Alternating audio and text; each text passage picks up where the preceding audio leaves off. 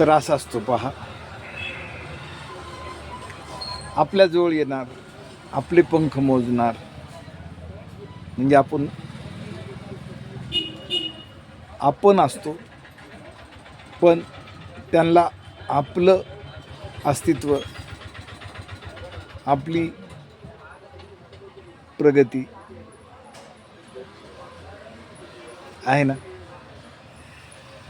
आवडेलच असं नाही, आवडेलच असं नाही. अशी माणसं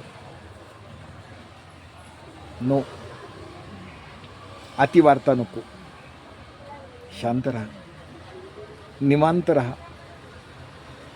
बोलण्यातून फायदा दिसतो म्हणून थोडंसं हसून लगेच टाळून स्वतःचं अस्तित्व जपावं लागतं.